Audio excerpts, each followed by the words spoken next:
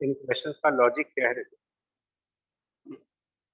Logic इनका जो है ना कि maximum force which can prevents M2 from slipping on M1, इस लाइन का मतलब सर जो दोनों ब्लॉक का एक्सेलरेशन सेम होगा सर। बिल्कुल prevent M2 from slipping on M1, इस स्टेटमेंट का मतलब समझते हैं पहले क्या है।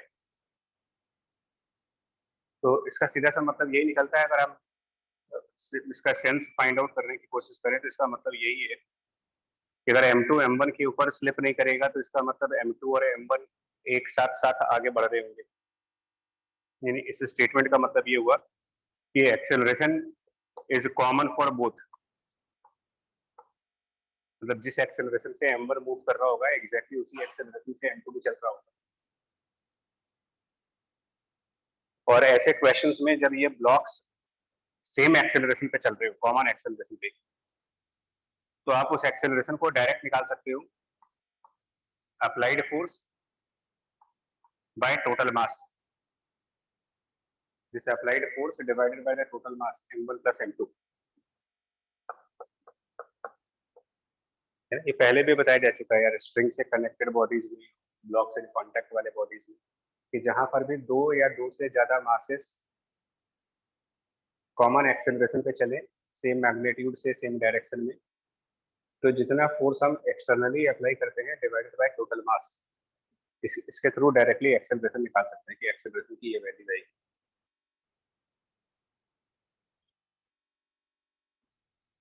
यहाँ तक ठीक है आपको? Yes sir. Yes sir. Clear है? अब देखिए इसके बाद क्या करोगे।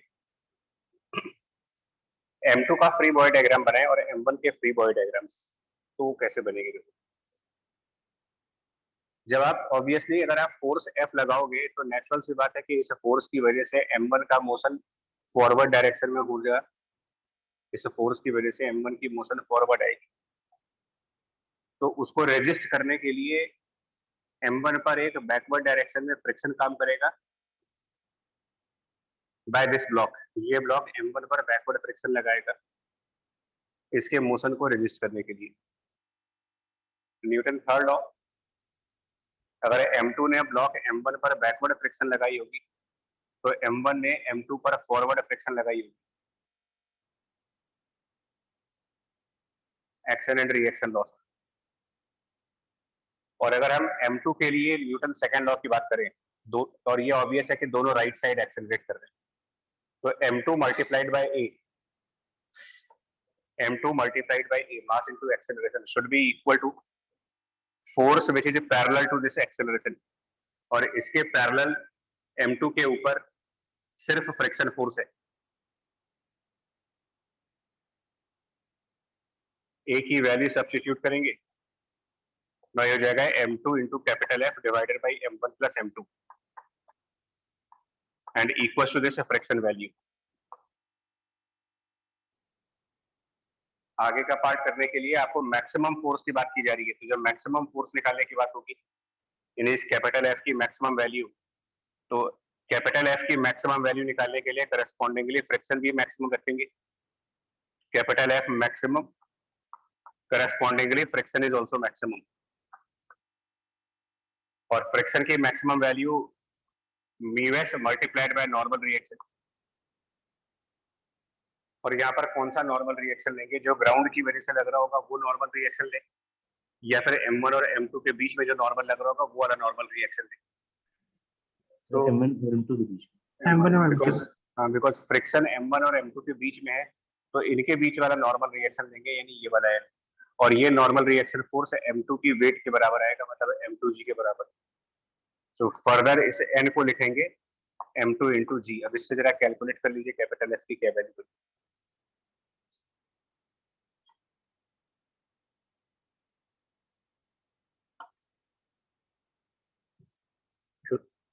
मैं कैलकुलेशन कंप्लीट करके देखो क्या बनता है। 30 आ रहा होगा। Yes sir. Maximum force will be 30 Newton.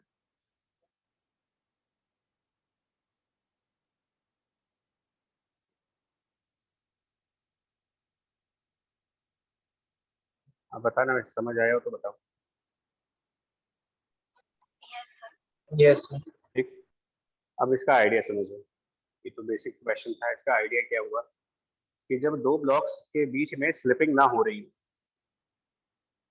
इस क्वेश्चन को समझ करके और इससे आगे के क्वेश्चन की तैयारी करो कि जब दो ब्लॉक्स एक के ऊपर एक रखे गए हों और क्वेश्चन में कहा जाए कि उनके बीच में स्लिपिंग नहीं है, ये चीज क्वेश्चन में दी जाए, पहला काम क्या करोगे, जो भी फोर्स एक्सटर्नली अप्लाई किया था, external force divided by total mass, हम एक्सेलरेशन फाइंड आउट करेंगे और किसी एक ब्लॉक का फ्री बॉडी डायग्राम,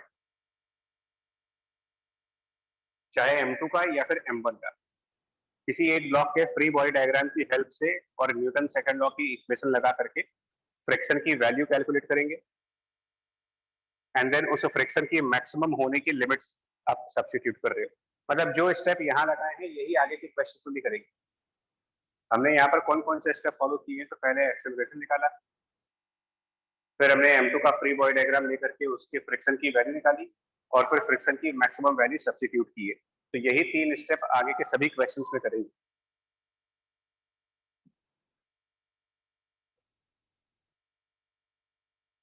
और डायरेक्शन ऑफ फ्रिक्शन देखना है, ये कैसे देखा जाता है कि कौन सी ब्लॉक पर कौन से डायरेक्शन में फ्रिक्शन है, इसको चेक करने का तरीका मतलब क्या रहेगा, मतलब क्या रीजन है कि M1 पर फ्रिक्शन बैकवर्ड दिखा रहे हो और M2 पर फ्रिक्शन फॉरवर्ड दिखा रहे हो, इसका कोई लॉजिक है या फिर रैंडम चल रहा है कि M1 पर अपने मन से हम लोगों ने लेफ्ट दिखाया हुआ है, या फिर किसी लॉजिक के थ्रू चल रहे हैं इसको? जी क्या लग रहा है आपको? डायरेक्शन ऑफ फ्रिक्शन दिखाने के लिए हम लोगों ने जो लॉजिक लगाया है वो लॉजिकल तरीके से है या फिर हम अपने हिसाब से कोई भी डायरेक्शन चूज कर लें? सर अपने आप से कर सकते हैं क्योंकि इससे मेरा आंसर नेगेटिव में आया था सर। अच्छा ठीक है, वो भी एक तरीका है, लेकिन सजेशन मेरा यही होगा कि जब दो ब्लॉक के क्वेश्चंस आप कर रहे हो तो जिस ब्लॉक पर एक्सटर्नल फोर्स लगा रहे हो, जिस ब्लॉक पर एक्सटर्नल फोर्स लगाएंगे उस ब्लॉक का फ्रिक्शन अप्लाइड फोर्स के अपोजिट रखो आप, और न्यूटन थर्ड लॉ से दूसरे वाले ब्लॉक पर ऑटोमेटिकली डायरेक्शन मिल जाएगी इसकी। जी सर। अब जैसे देखिए, अगर हम यही फोर्स मान लीजिए क्वेश्चन बदल करके ये कर दे और ये फोर्स हम M2 वाले ब्लॉक पे लगाए, सपोज F, बाकी सारा क्वेश्चन सेम है, same question, now the force is applied on M2 block, और फिर पूरा सेम क्वेश्चन ही है, find the maximum force which prevents M2 from slipping on M1,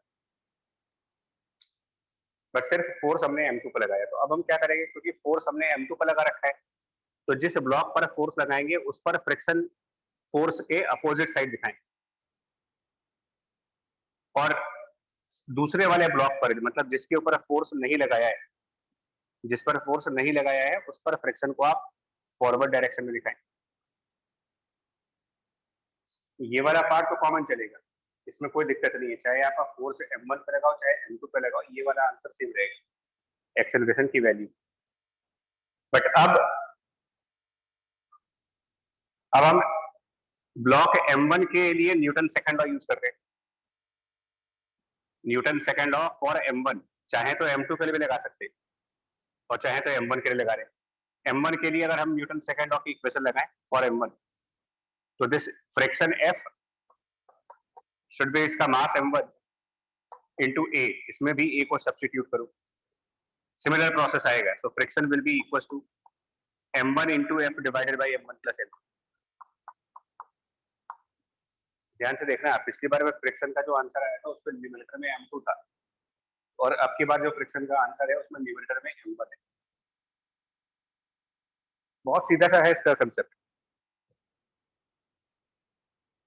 friction mass into acceleration है, जिस पर फोर्स लगा रहे हो उसको छोड़ दो आप, अगर M2 पर फोर्स लगा रहे हैं तो न्यूमरेटर में M1 यूज करेंगे, और अगर M1 पर फोर्स लगा रहे हैं तो न्यूमरेटर में M2 यूज करेंगे।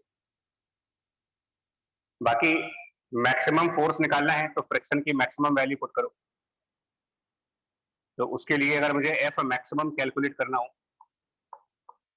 तो यहाँ पर फ्रिक्शन भी मैक्सिमम, जो कि फिर से μs मल्टीप्लाइड बाय नॉर्मल, और म्यूएस मल्टीप्लाइड बाय नॉर्मल के हिसाब से ये वैल्यू बन जाएगी म्यूएस 0.6 एंड नॉर्मल जो इन दोनों ब्लॉक्स के बीच में है, इन दोनों ब्लॉक्स के बीच में नॉर्मल की वैल्यू निकालेंगे वो m2 इंटू जी के बराबर आएगी। तो 0.6 मल्टीप्लाइड बाय m2g। अब इससे जरा कैलकुलेट कर ले कितना आंसर आता है।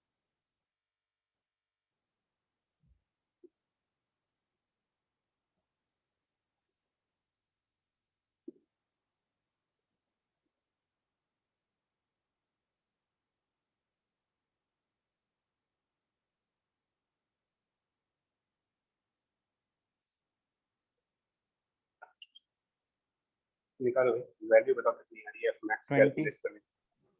20 आ रहा है। 20। Yes sir.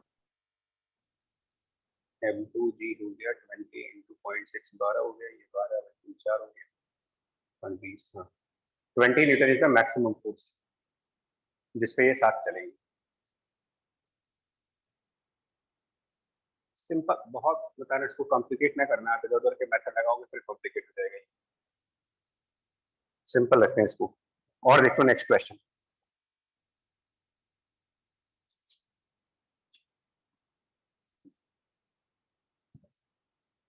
थर्ड क्वेश्चन मान लीजिए इस तरीके से हो,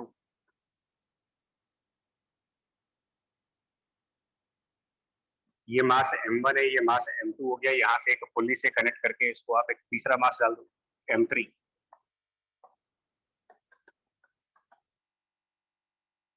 ठीक है, और ये यहाँ पर μ0 का मतलब ये स्मूथ सरफेस हो गया, और यहाँ पर μs सेम 0.6 ले लेते हैं और μp की वैल्यू 0.2 ले लेते हैं 0.4। डेटा एज इट इज है, mass m1 still 3 kilogram, mass m2 2 kilogram, mass m3 find out करना है टू प्रिवेंट स्लिपिंग।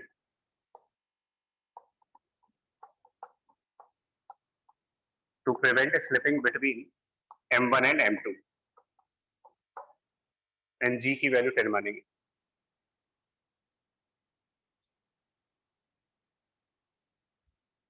ठीक है, इसमें कोई जबरदस्ती उल्टे सीधे कंसेप्ट मत लगाना, या कोई शॉर्ट ट्रिक्स लगाने के चक्कर में मत फंसिए, या कोई और फॉर्मूला सोचो कि रेडीमेड मिल जाए, तो ऐसा कुछ नहीं है। बस इस लाइन का मतलब समझा करो, जब ये लिखा जाता हो तो जब ये लिखा गया हो to prevent slipping, to prevent slipping का हमारे लिए मतलब सिर्फ ये होता है कि ये कॉमन एक्सेलरेशन पे आएगी, और अगर m1 m2 किसी कॉमन एक्सेलरेशन पे होंगे as per this language, as per the language अगर ये कॉमन एक्सेलरेशन पे होंगे तो इनको एक कंबाइंड ब्लॉक की तरीके से देखा जाए। इस कंबाइंड ब्लॉक पर ड्राइविंग फोर्स कौन सी लग रही होगी? अगर m1 m2 में बिल्कुल स्लिपिंग प्रिवेंटेड है तो हम इनको एक सिंगल ब्लॉक की तरह मानेंगे, m1 m2 को एक कंपोजिट ब्लॉक मान लीजिए, कंबाइंड ब्लॉक, कंपोजिट ब्लॉक, जिसके ऊपर एक्सटर्नल फोर्स यहाँ पर टेंशन की होगी। तो हमारी इक्वेशन बन जाएगी, इससे इनका कॉमन एक्सेलरेशन मान ले a है, कॉमन एक्सेलरेशन a, इस कंडीशन पर स्लिपिंग ना होने की कंडीशन पे ये कॉमन एक्सेलरेशन पे होंगे, तो उसकी इक्वेशन बनेगी tension T divided by total mass, this will be the value of acceleration. और स्ट्रिंग से कनेक्ट है तो जिस एक्सेलरेशन पे ये चल रहा होगा उसी एक्सेलरेशन से ये m3 नीचे आ रहा होगा, और इसके लिए अगर आप एक्सेलरेशन को न्यूटन लॉ से देखोगे, m3 की एक्सेलरेशन न्यूटन लॉ से, तो ये बनेगी m3g डाउनवर्ड डायरेक्शन में और उसके अपोजिट में t divided by m3, this acceleration from this block. और ये दोनों सेम एक्सेलरेशन होने चाहिए बिकॉज ये दोनों एक सिंगल स्प्रिंग से डायरेक्टली कनेक्टेड है, तो ये जिन एक्सेलरेशन से आगे बढ़ेगा उसी एक्सेलरेशन से ये नीचे आ रहा होगा। इन दोनों को इक्वेट करके टी निकाल लो, कितना टेंशन की वैल्यू निकाल सकते हैं, और वो भी थोड़ा सा मैथमेटिकल स्किल लगाओ।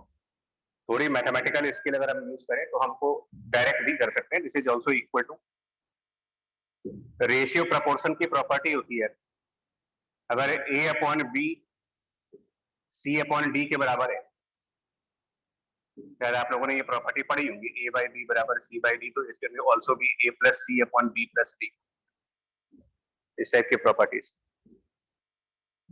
तो मैं तो इसको मैथमेटिकली इस तरीके से कर दूंगा कि इन दोनों को ऐड कर देंगे divided by m1 plus m2 plus m3।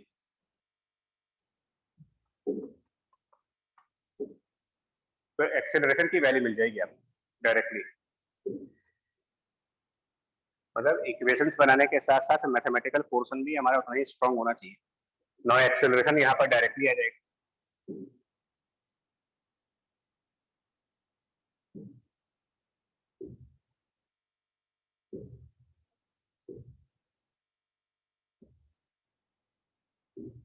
ठीक है, यहाँ तक तो ठीक है, एक्सेलरेशन की वैल्यू मिल गई हमें। Yes sir. अब आप M2 का फ्री बॉडी डायग्राम बनाओ। M2 पर फ्रिक्शन कौन सी डायरेक्शन में होगा? प्रोसेस वही रखो जो पीछे के क्वेश्चन में किया था। सर आगे की। अब M2 पर फ्रिक्शन, तो देखिए M1 पर टेंशन लगी हुई है। अगर टेंशन M1 पर लगी हुई है तो M1 पर फ्रिक्शन पीछे हुआ, इसका मतलब M2 पर फ्रिक्शन आगे हुआ।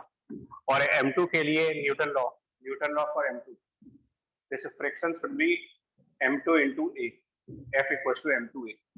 तो ये एक्सेलरेशन निकाल चुके हैं, इसमें M2 मल्टीप्लाई कर दीजिए और फ्रिक्शन की वैल्यू मिल जाएगी। तो यहाँ से हमारे को मिल जाता है friction equals to M2 M3 times G upon total mass.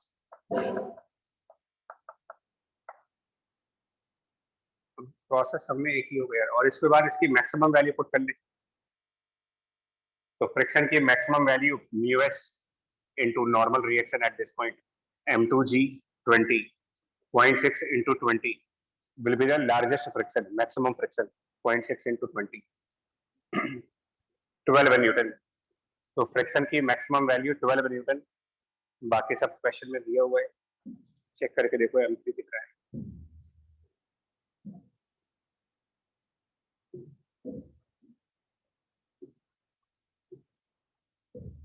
7.5 M3 की 7.5 किलोग्राम।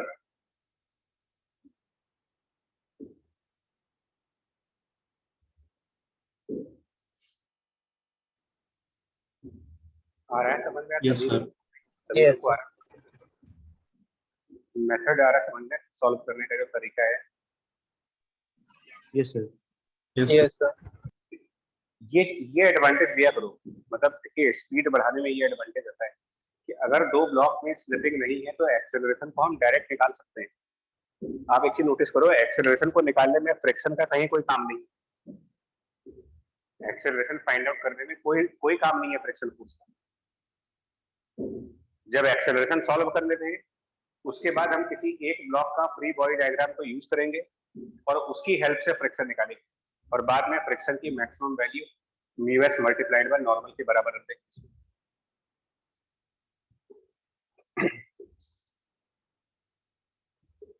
वैरायटी है, क्वेश्चन के वेरिएंट तो न जाने कितने कर सकते हैं, जैसे बार बार होता है, तो हर सीरीज में यही चीज होती है। अब जैसे फोर्थ क्वेश्चन,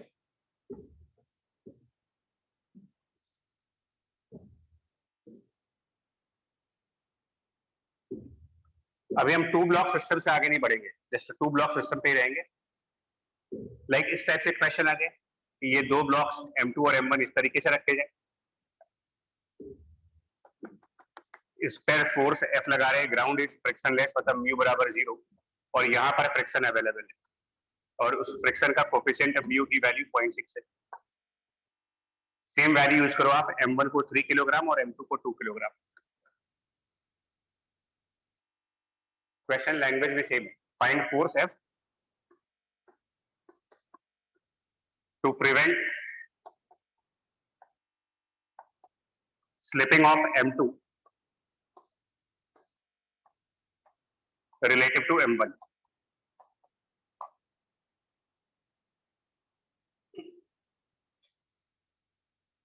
ठीक है, 2 ब्लॉक सिस्टम में एक ही तरीके के क्वेश्चन आते हैं, सिंपल एक फिक्स टाइप ऑफ क्वेश्चन ही आने, बार बार एक ही टाइप के आते हैं कि उनमें स्लिपिंग नहीं हो रही है या फिर उनमें स्लिपिंग हो रही होगी, इसके अलावा और कोई तीसरा पॉसिबिलिटी है नहीं। तो 2 ब्लॉक्स में अगर स्लिपिंग प्रिवेंटेड है तो मतलब ये स्टैटिक फ्रिक्शन का केस है, और 2 ब्लॉक के बीच में स्लिपिंग हो रही है तो इसका मतलब वो काइनेटिक फ्रिक्शन है और कोई काम नहीं है इसका।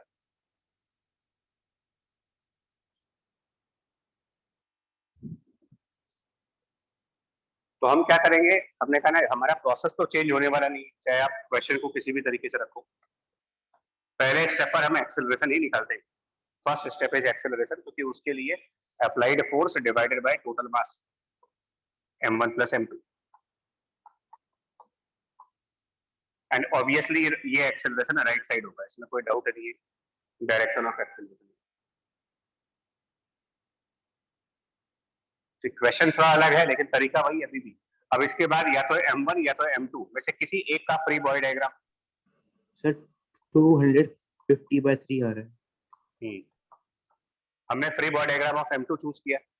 m2 के फ्री बॉडी डायग्राम में ग्रेविटी की फोर्स आएगी m2g। ब्लॉक m1 इस m2 वाले ब्लॉक पर राइट साइड एक नॉर्मल फोर्स है लगा रहा हूं, एक्सेलरेशन भी राइट साइड है, और m2 पर फ्रिक्शन फोर्स कौन सी डायरेक्शन में लग रहा होगा? सर अपवर्ड लग रहा होगा। तो ऐसे, और वैसे भी याद रखिए कि फ्रिक्शन और नॉर्मल हमेशा 90 डिग्री होने चाहिए। तो अगर नॉर्मल को आपने हॉरिजॉन्टल दिखाया हुआ है तो इसके परपेंडिकुलर फ्रिक्शन आएगा। और क्योंकि m2 के देखिए यहाँ पर स्लिपिंग को प्रिवेंट किया है, अगर प्रिवेंट नहीं करते तो क्या होता मान, अगर स्लिपिंग प्रिवेंटेड ना होती तो m2 स्लिप करता कौन से डायरेक्शन में? तो लॉजिकली डाउनवर्ड। इसीलिए उसके अपोजिट फ्रिक्शन दिखाएंगे। अब इसकी न्यूटन लॉ की इक्वेशन, न्यूटन लॉ इक्वेशन के हिसाब से मास इनटू एक्सेलरेशन, और ये मास m2 है तो m2 मल्टीप्लाइड बाय a। अब की बार ये कौन सा फोर्स होगा m2 इनटू a को किसके बराबर है? सर नॉर्मल बिकॉज a के पैरेलल में n है, एक इक्वेशन, और दिस फ्रिक्शन एंड m2g बराबर हो गए।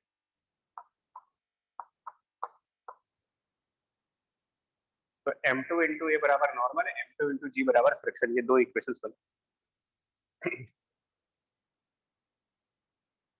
और उसके बाद ये फ्रिक्शन स्टैटिक होगा, यानी कि स्लिपिंग प्रिवेंटेड है, इसका मतलब स्टैटिक फ्रिक्शन फोर्स। और अगर ये स्टैटिक फ्रिक्शन फोर्स है तो ये वैल्यू, फ्रिक्शन की वैल्यू μs इनटू n से कम आ रही होगी because of static friction. Because of static friction should be less than equal to μs n। So friction which is m2g less than equal to μs। Normal is m2 multiplied by a and a is f upon m1 plus m2।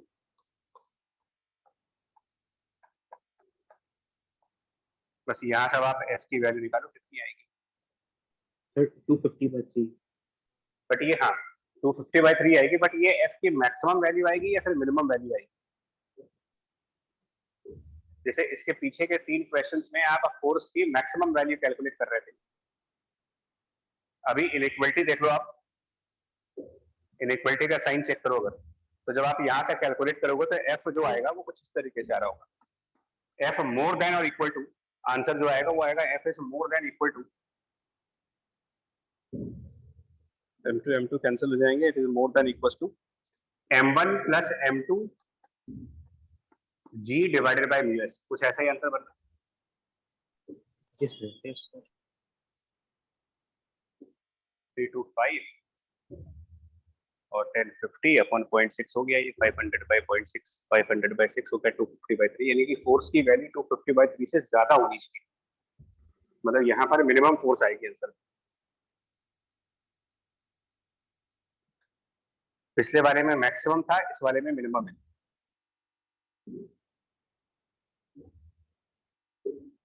अब देखिए, हमेशा की तरह जो हमारे examiners होते हैं, जो पेपर बनाने वाले लोग होते हैं ना, वो क्या करते हैं, हमारे प्रेजेंट क्वेश्चंस में से ही आपको क्वेश्चन ढूंढ करके निकालेंगे, इसी में से।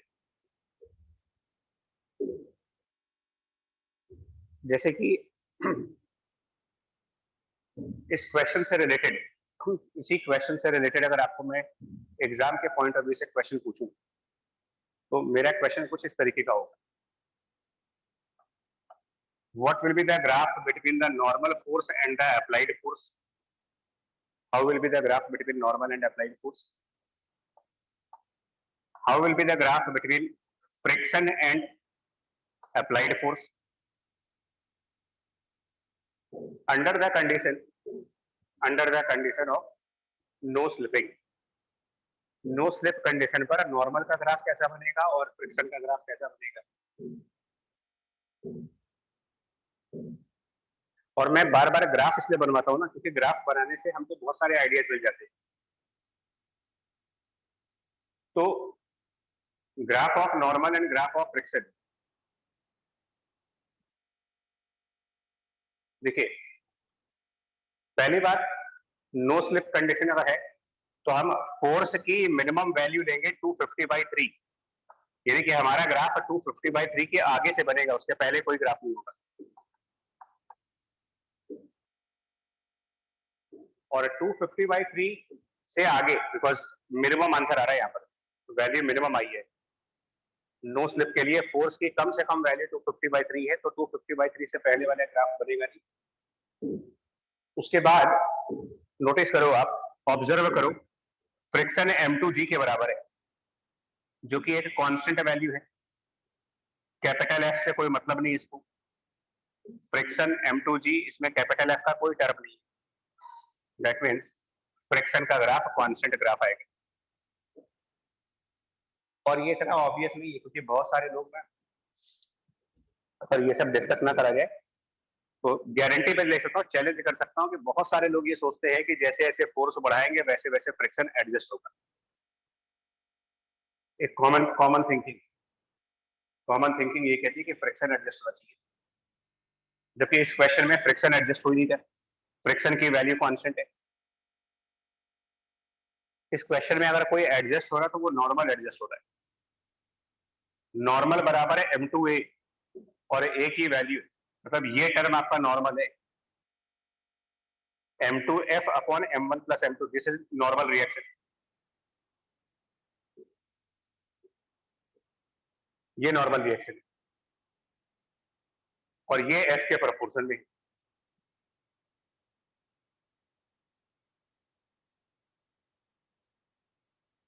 तो इसका ग्राफ हमारा बनेगा, आई मीन अगर इसकी ग्राफ की बात करेंगे तो ये m2f divided by m1 plus m2 के हिसाब से एक सर्टेन वैल्यू से स्टार्ट करेंगे, और वो सर्टेन वैल्यू कितनी होगी, m2 2 किलोग्राम, ये 3 + 2 मतलब 2/5, 2/5, और f 250/3, 250/3 इंटू 2/5 कितना हो जाएगा, 100/3। तो 100/3 से स्टार्ट करेंगे, और उसके बाद नॉर्मल फोर्स f के डायरेक्ट प्रोपोर्शन में चल रहा है, मतलब एक स्ट्रेट लाइन ग्राफ।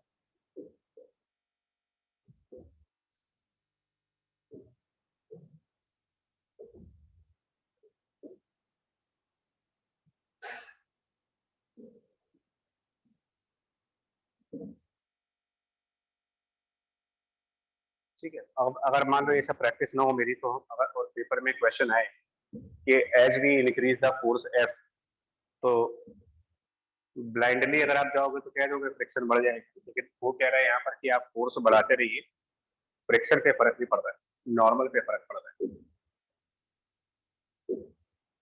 एक्चुअल में फिजिक्स से इसको कैसे समझा जाए, ये सब तो मैथमेटिकल हो रहा है, बट अगर आप फिजिक्स भी लगाते तो भी इसका आंसर दे सकते थे बिना मैथ लगाए। जरा इसके पीछे वाले क्वेश्चन में जाओ,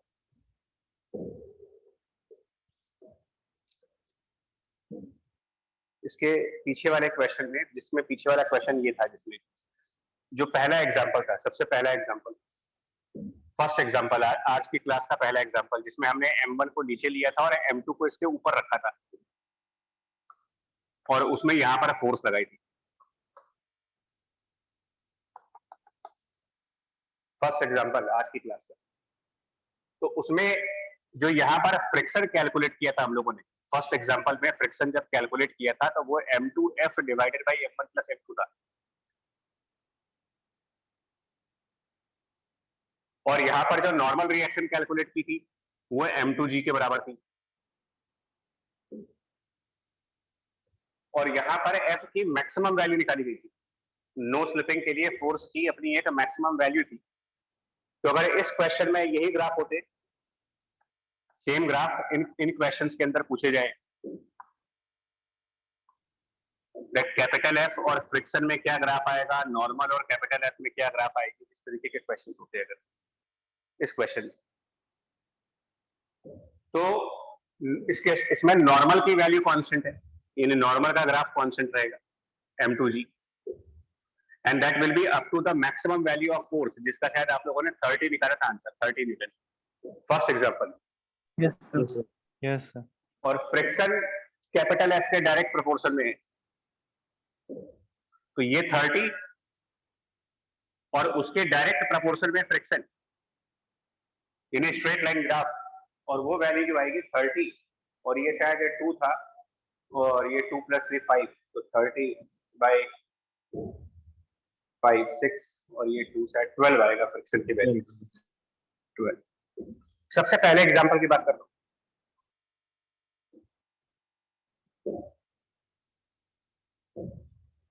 देखिए, नॉर्मल और फ्रिक्शन दोनों ही कांटेक्ट फोर्स माने गए। बेसिकली ये दोनों ही कांटेक्ट फोर्स, क्या मतलब, एक कांटेक्ट फोर्स के ये दो कंपोनेंट्स होते हैं, इसीलिए हमेशा परपेंडिकुलर होते हैं।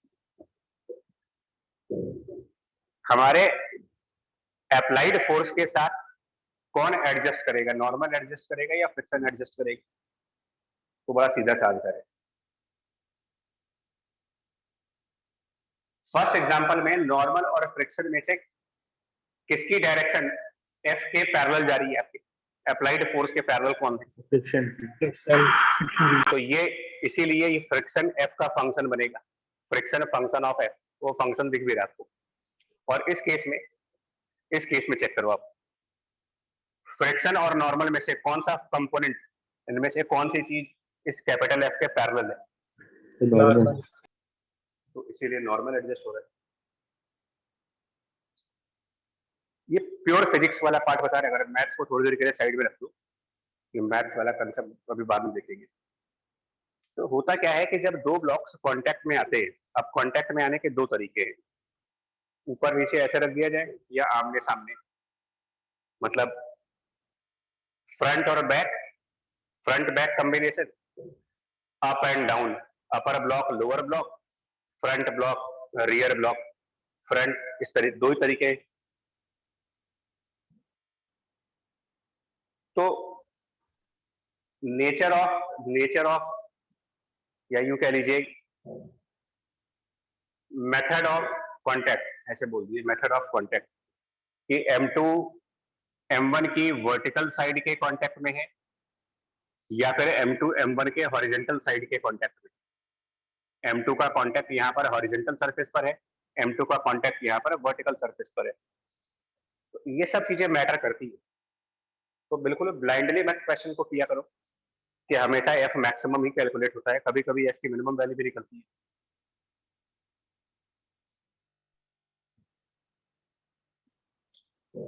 कहीं पर फ्रिक्शन एडजस्ट हो रहा है, कहीं नॉर्मल एडजस्ट हो रहा है इस कैपिटल एफ के साथ।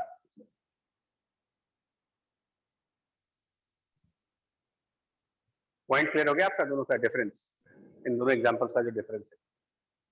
Yes sir. ठीक, और ये भी देना, अगर ये सब ना डिस्कस करें तो क्या होता है ऑब्जेक्टिव पेपर्स में, दो ऑप्शन ये होंगे और ऐसे ही दो ऑप्शन और होंगे, लेकिन वो ऑप्शन ओरिजिन से स्टार्ट हो जाएंगे, यहाँ से स्टार्ट हो जाएंगे, वो मानने ही नहीं है।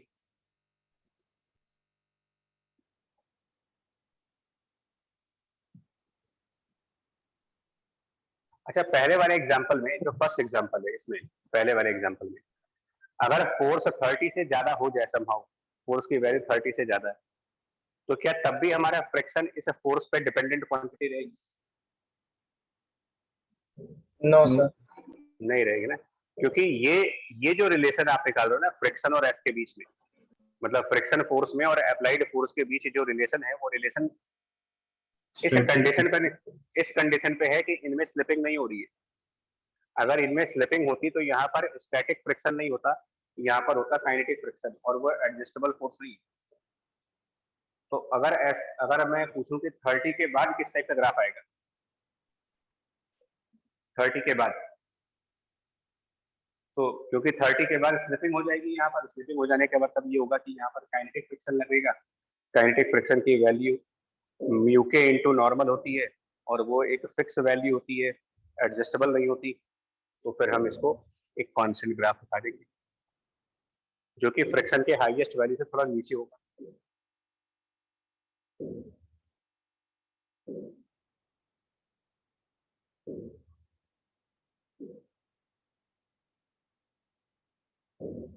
और अगर हम सेकंड वाले क्वेश्चन में पूछे कि भाई 250/3 से कम का फोर्स लगाते तो क्या होता, क्योंकि हम कह रहे हैं कि स्लिपिंग को प्रिवेंट करने के लिए 250/3 या उससे ज्यादा फोर्स लगाओ।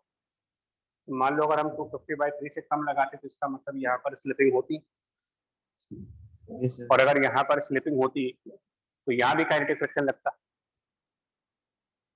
तो ग्राफ हमारा क्या बनता, 250/3 से पहले काइनेटिक फ्रिक्शन वो भी कांस्टेंट होता। ये काइनेटिक फ्रिक्शन वाला पार्ट है, ये स्टैटिक फ्रिक्शन वाला पार्ट है। इसमें स्टैटिक फ्रिक्शन एडजस्ट हो ही नहीं रहा है, और ये जो स्टैटिक फ्रिक्शन है ये m2g के बराबर है। बहुत ध्यान देने वाली बात है, m2g μs into n नहीं है ये, this is m2g।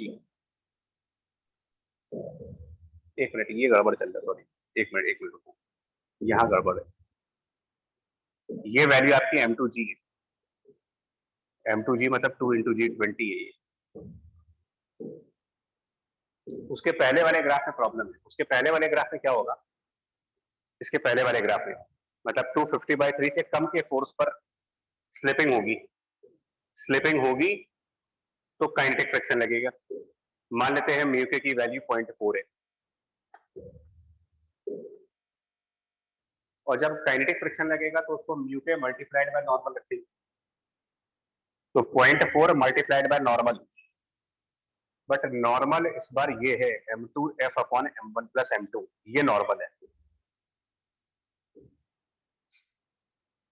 Less then 250/3 Newton की फोर्स पर यहाँ पर स्लिपिंग होगी, और स्लिपिंग होगी तो काइनेटिक फ्रिक्शन आएगा 0.4 multiplied by this normal force, और क्योंकि नॉर्मल एफ पे डिपेंडेंट है तो इसका मतलब अब की बार काइनेटिक फ्रिक्शन हमारा एफ पर डिपेंड करेगी।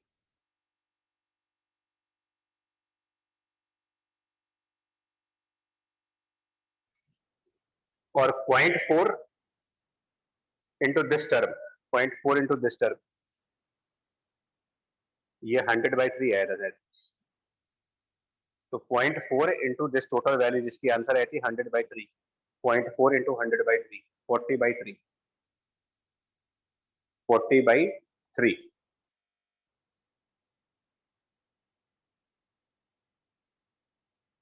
यानी यहां तक एडजस्टेबल काइनेटिक फ्रिक्शन फोर्स। अजीब सा लग रहा है, सुन करके अजीब लगेगा, ये एडजस्टेबल काइनेटिक फ्रिक्शन आ रहा है अप टू 40/3, और उसके बाद कांस्टेंट फ्रिक्शन हो जाएगा।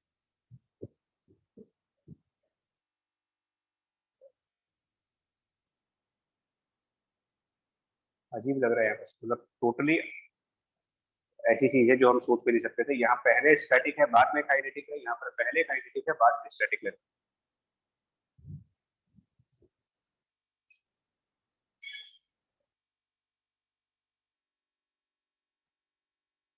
ठीक है, तो हमने आपको कुछ किया नहीं है, जो क्वेश्चन तुम लोग करते हो हम उन्हीं क्वेश्चन के अंदर खाली थोड़ा सा एक्सप्लोर कर लेते हैं कि भाई इसमें अंदर और क्या क्या है जो इस क्वेश्चन से पूछा जा सकता है। तो जो जो स्टेप लिखे हैं वो सारे स्टेप हमने आपको करके दिखा दिए। नॉर्मल के ऊपर क्वेश्चन बन सकता है, फ्रिक्शन के ऊपर क्वेश्चन बन सकता है, ग्राफ के ऊपर क्वेश्चन बन सकता है, एक्सेलरेशन के ऊपर क्वेश्चन आ सकता है।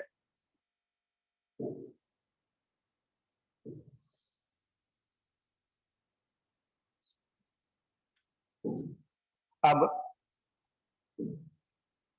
ये दो हो गए आपके। अब एक तीसरा क्वेश्चन देखो, थर्ड मतलब पांचवा। नाउ सीरीज अभी भी वही चलेगी, क्वेश्चंस की सीरीज अभी भी वही है। अगेन m1, अब की बार m1 वेज के फॉर्म में, और उसके ऊपर m2, एंड सब कुछ एज इट इज। यहाँ पर फोर्स लगा रहे हैं, यहाँ पर फ्रिक्शन अवेलेबल है, म्यूएस म्यूके की वैल्यूज हैं। आपके सिंबॉलिकली कर लेते हैं यार, न्यूमेरिकल वैल्यू नहीं पुट करेंगे, म्यूएस और म्यूके मान लीजिए, और ये कुछ एंगल थीटा है। Same question, find the force which will prevent m2 from slipping on m1. Find force which prevents M2 from slipping on M1। जो यहाँ का क्वेश्चन था वही क्वेश्चन यहाँ भी था, यही क्वेश्चन यहाँ भी। कुल मिलाकर के हम एक पर्टिकुलर पॉइंट पर पकड़ के चल रहे हैं, नो स्लिप की कंडीशन कैसे निकाली जाती है। तो दो ब्लॉक के बीच में नो स्लिप कंडीशन कैसे करें।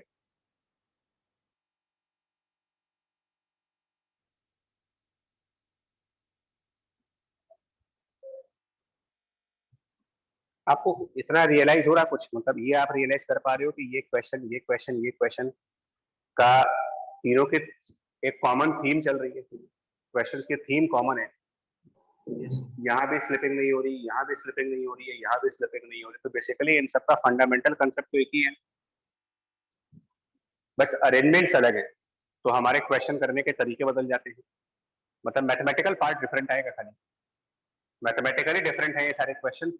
फिजिक्स के हिसाब से ये सब एक जैसे, कोई डिफरेंस नहीं है इनमें। जो हमने यहाँ किया था, वही हम यहाँ नहीं करेंगे।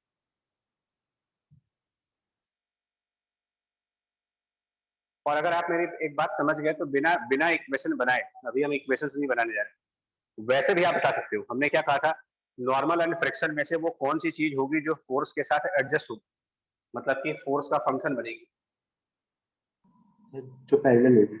जो पैरेलल। इस केस में कौन होगा, M2 पर जो नॉर्मल लगेगा और M2 पर जो फ्रिक्शन लगेगा, उनमें से कौन सा ऐसा कंपोनेंट है जो इसके पैरेलल जाएगा। सर कोई नहीं, दोनों कंपोनेंट जाएंगे। दोनों के कंपोनेंट दोनों आएंगे। इसका मतलब अभी मैं इक्वेशन नहीं बना रहा, बट फिर भी ये बोल सकता हूँ कि इस पे जो नॉर्मल लगेगा और इस पे जो फ्रिक्शन लगेगा वो दोनों इसके फंक्शन आएंगे, तो फिर दोनों के एक एक कंपोनेंट इसके पैरेलल में जाएंगे। Yes sir. अब इसको मैथमेटिकली प्रूफ करके दिखा देते हैं।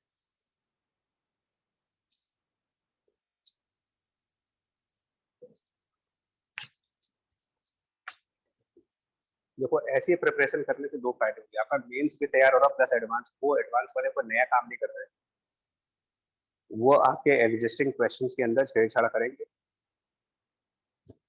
उनको पता है ना, स्टूडेंट साइकोलॉजी पता है उनको, कि स्टूडेंट को मतलब होता है खाली अपने आंसर से। तो सब एक्सेलरेशन जो मेरा पहला स्टेप था, जब स्लिपिंग नहीं हो रही है तो फिर वही रूल, नो स्लिप बोला आपने, तो नो स्लिप का मतलब applied force by total mass. हम ग्राउंड को स्मूथ मान रहे हैं इन सभी केसेस में। क्या डायरेक्शन होगा इस एक्सेलरेशन का यार? Sir forward direction. फॉरवर्ड हाँ, फोर्स के लिए ये पहला स्टेप। देखो, सारे क्वेश्चंस में यही काम किया है। अब जो मैंने कहा था वही चीज, इनमें से किसी एक का फ्री बॉडी डायग्राम M2 का लेते, कन्वीनियंट है वो। M2 का फ्री बॉडी डायग्राम, M2 के फ्री बॉडी डायग्राम में M2G दिखाएंगे, vertically downward, normal reaction force,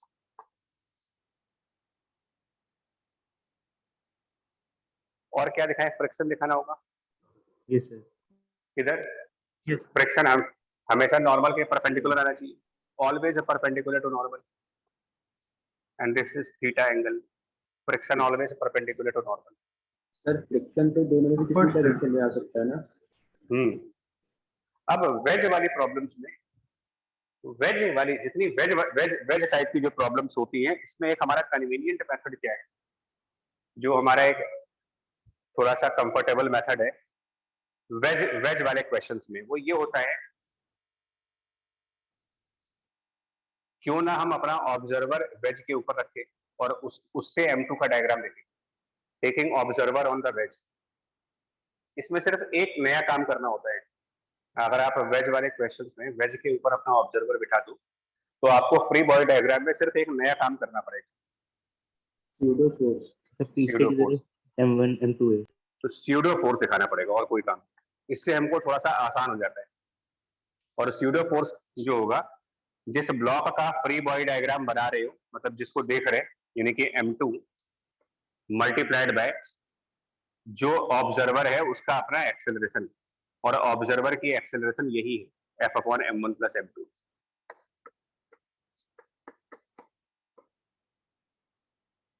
ये चीज मैं सिर्फ वेज के लिए रिकमेंड करता हूँ कि वेज के ऊपर अगर कोई ब्लॉक है तो आसान तरीका ये होता है कि वेज के रिस्पेक्ट में मतलब वेज के ऑब्जर्वर को लेकर के इसका फ्री बॉडी डायग्राम बनाया जाए।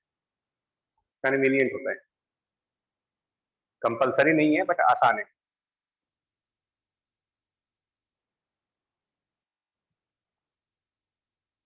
और फ्रिक्शन बचा अभी।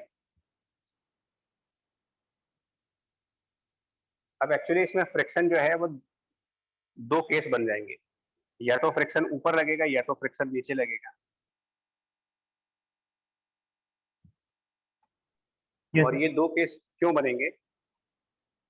M2G अभी अभी अगर आप इसमें फ्रिक्शन को नहीं ऐड किया, आपने फ्री बॉडी डायग्राम में कोई फ्रिक्शन नहीं दिखाया है, तो बिना फ्रिक्शन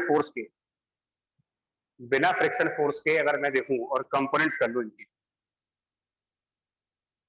तो इस डायरेक्शन में आपका कंपोनेंट हो गया M2G sin theta without friction force चल रहा है, और इस डायरेक्शन में स्यूडो फोर्स का कंपोनेंट आएगा, और स्यूडो फोर्स की कंपोनेंट आएगी M2F divided by M1 plus M2 into cos theta. और इस स्यूडो फोर्स का एक कंपोनेंट इधर जाएगा और इस ग्रेविटी वाली फोर्स का एक कंपोनेंट आएगा। वो लिख नहीं रहे जगह का में, ग्रेविटी वाला कंपोनेंट आएगा M2G, ये लिख देते हैं, वो M2G cos थीटा होगा, और स्यूडो फोर्स वाले का जो कंपोनेंट होगा यहाँ पर वो नहीं लिख पाएंगे, उसमें अपने आप कर लोगे साइन थीटा आ जाएगा उधर। Yes, sir. Yes sir. Yes sir. अब इन दोनों कंपोनेंट में जिसकी वैल्यू ज्यादा होगी, मतलब मान लीजिए ग्रेविटी वाला कंपोनेंट स्यूडो फोर्स वाले कंपोनेंट से ज्यादा है, तो अगर इधर ज्यादा फोर्स है तो फ्रिक्शन ऊपर दिखाएंगे, और अगर ऊपर ज्यादा फोर्स है यानी कि स्यूडो फोर्स का कंपोनेंट ज्यादा है तो फ्रिक्शन नीचे दिखाएंगे। और अगर ये दोनों बराबर हो गए तो ग्रेविटी की कंपोनेंट और स्यूडो फोर्स की कंपोनेंट बराबर हो जाए, तो मतलब ये वो केस होगा जहां पर फ्रिक्शन Zero नहीं लगता friction. होगा, zero friction, and zero friction is a solution of static friction force.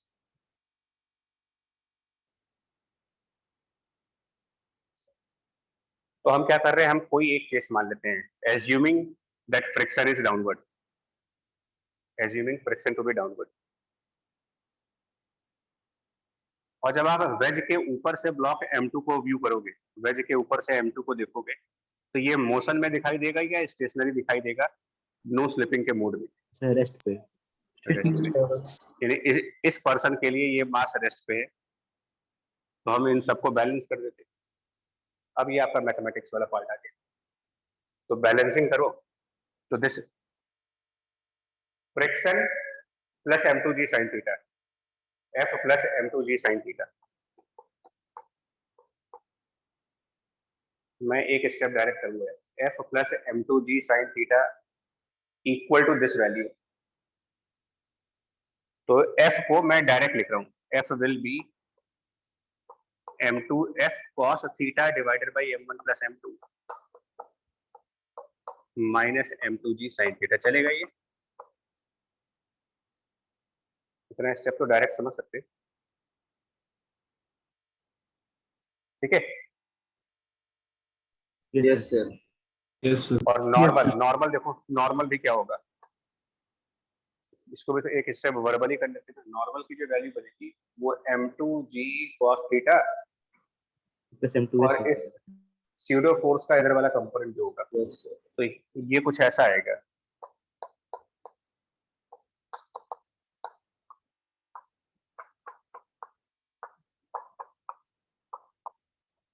तुम लोग अपना थोड़ा माइंडसेट बदलो, फिर बोल रहा हूँ, तभी आपको परफेक्शन मिलेगी।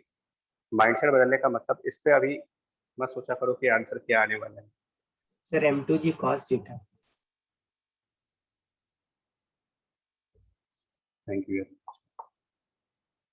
अब आप मैथमेटिकली भी देख लो, फ्रिक्शन भी कैपिटल एफ का फंक्शन है, नॉर्मल भी कैपिटल एफ का फंक्शन है, दोनों कैपिटल एफ पे डिपेंड करते हैं। और ये पहले से ही बोला गया था कि इस केस में नॉर्मल और फ्रिक्शन दोनों हमारे इस फोर्स के साथ एडजस्ट होंगे, और किस तरीके से एडजस्ट हो रहे हैं ये भी देखो आप,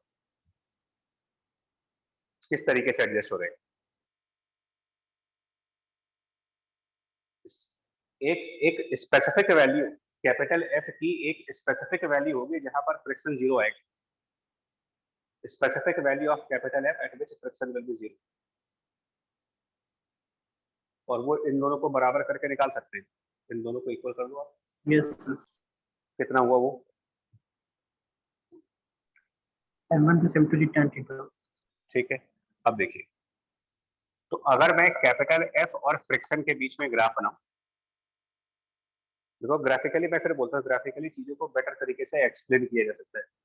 तो पहले हम वो वाला फोर्स चेक करें जब फ्रिक्शन जीरो आएगा, स्मॉल एफ जीरो, तो वो तब आएगा जब ये और ये दोनों टर्म आपस में बराबर हो जाए, और इससे कैपिटल एफ की वैल्यू आएगी m1 plus m2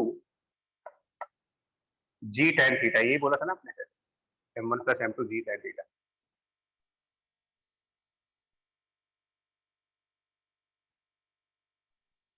yes sir. ठीक है, मतलब यहाँ पर फ्रिक्शन जीरो है, at this particular value of capital F friction value zero. इससे कम पर क्या होगा और इससे ज्यादा पे क्या होगा? तो अगर हमारा फोर्स इससे कम होगा, देखिए एट दिस पर्टिकुलर वैल्यू ये दोनों टर्म आपस में बराबर है, तो अगर हम फोर्स को रिड्यूस करेंगे, कैपिटल एफ रिड्यूस करेंगे, तो ये टर्म रिड्यूस कर जाएगी, और ये टर्म रिड्यूस कर जाएगी, तो इसका मतलब ये होगा कि ओवरऑल फ्रिक्शन नेगेटिव साइन में जाएगा। वैसे भी चेक कर लो, अगर आप कैपिटल एफ को जीरो कर लो, सपोज कैपिटल एफ की वैल्यू जीरो है, कैपिटल एफ जीरो, तो फ्रिक्शन की value minus of m2 g sine theta होगी, और माइनस में फ्रिक्शन आने का सिग्निफिकेंस, हम लोगों ने फ्रिक्शन को डाउनवर्ड लेट किया है, तो अगर एक डायरेक्शन मानने के बाद आपके आंसर में माइनस साइन आ रहा है, तो माइनस साइन जो यहाँ पर अगर आंसर में आया, तो उसका मतलब ये डायरेक्शन गलत मान लिया है, फ्रिक्शन ऊपर लग रहा होगा। मतलब कैपिटल एफ के इस वैल्यू से पहले फ्रिक्शन की डायरेक्शन ऊपर जाएगी, और इस वैल्यू के बाद फ्रिक्शन की डायरेक्शन नीचे हो जाएगी, और इस पॉइंट पर फ्रिक्शन जीरो है। ये कुल मिलाकर के इस तरीके की सिचुएशन बनती है। बाकी ग्राफ एक लीनियर ग्राफ है, एफ और कैपिटल एफ के बीच में एक लीनियर इक्वेशन, तो आप एक लीनियर इक्वेशन दिखा दो इस तरीके से।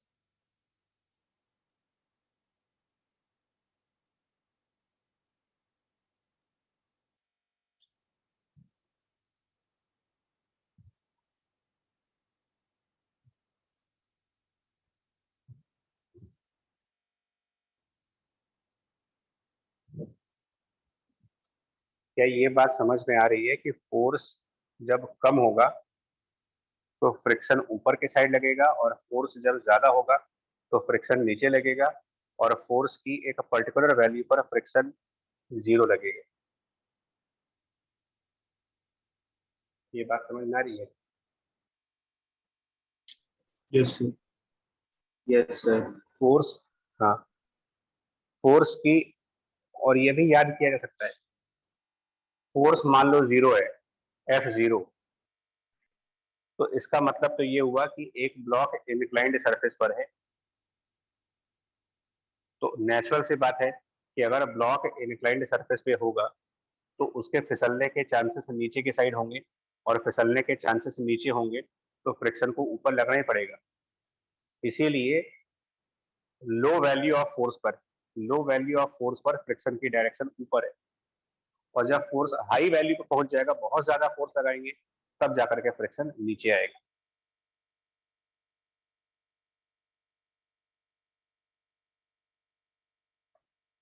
अब इसके आगे क्या करना है मेरे को, देखो ये तो एक वैसे डिस्कशन किया है मल्टी चॉइस क्वेश्चंस के लिए, more than one correct type के जेईई एडवांस क्वेश्चंस के लिए। सर एक ग्राफ जो होगा ये इंक्रीजिंग होना जी। नहीं बच्चा, एक लिमिटेड ग्राफ होगा, एक लिमिटेड ग्राफ है। हाँ जी, sir y equals to nx okay minus slope positive होगा सर। ओके ओके, समझ गया। ये ग्राफ ऐसे ऊपर की साइड जाएगा ऐसे, यस सर। ये कह रहे हैं। Yes sir. Sorry Yes, Yes, sir. sir.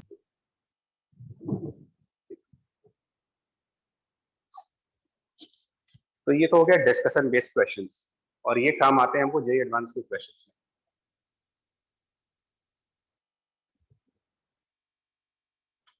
बाकी हम लोगों से अगर बाकी वैसे पूछे गए तो फ्रिक्शन और नॉर्मल निकाल चुके हो। नो स्लिप कंडीशन पे कौन सा फ्रिक्शन लग रहा होगा? ये स्टैटिक होगा या काइनेटिक होगा? स्टैटिक होगा सर। स्टैटिक होगा, तो हम ये कंडीशन लगा सकते हैं कि friction should be less than equal to mu. तो ये Yes, पूरी sir. फ्रिक्शन की वैल्यू,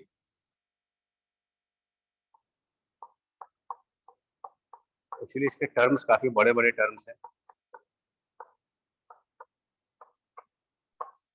ये फ्रिक्शन हो गया, और एक मिनट यार, should be less than equal to mu S times normal. अब नॉर्मल भी इतना बड़ा, सर यहाँ पे एंगल की वैल्यू है कुछ? क्या कह रहे हो बच्चे? सर यहाँ पे कोई अच्छा। एंगल की वैल्यू है? नहीं, हम इसमें सिंबॉलिकली कर रहे हैं एक्चुअली क्वेश्चन को। Okay sir. वो कोई प्रॉब्लम नहीं है, देखो फाइनल पेपर में इतना बड़ा एक्सप्रेशन नहीं आता, तो इसको सब इधर उधर एडजस्ट करेंगे। जब जब टर्म्स को इधर उधर एडजस्ट कर लेंगे तो हमारा आंसर आ जाएगा।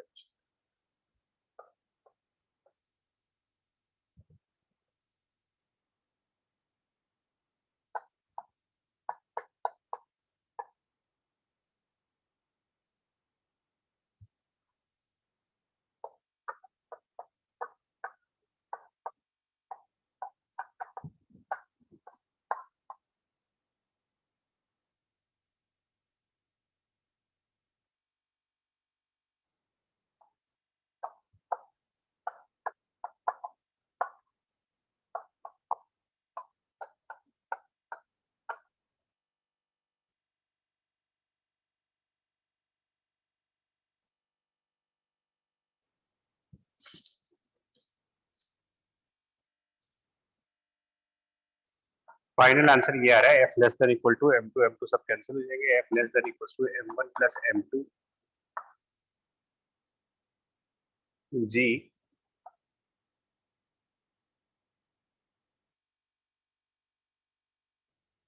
सर 3 cos थीटा माइनस 5 sin थीटा अपॉन 5 cos थीटा नहीं, प्लस उतना नहीं है। अच्छा, आपने m1 m2 के वैल्यू रख दिए क्या उसमें? Yes sir. ठीक।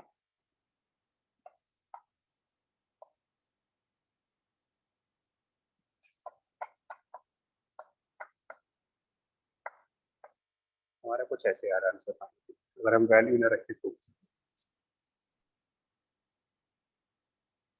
इसको लेकर के आप परेशान मत होइए, क्योंकि इस तरीके से नहीं आता पेपरों में। क्लासरूम में पढ़ने का तरीका और पेपर का तरीका अलग है।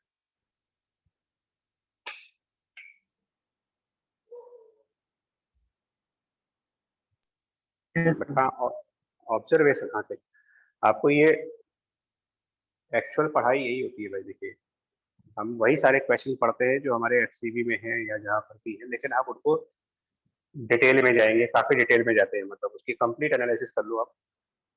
100% श्योर हूँ, 100% गारंटी दे रहा हूँ, एडवांस तक में कोई दिक्कत नहीं होने वाली, कहीं कोई दिक्कत नहीं।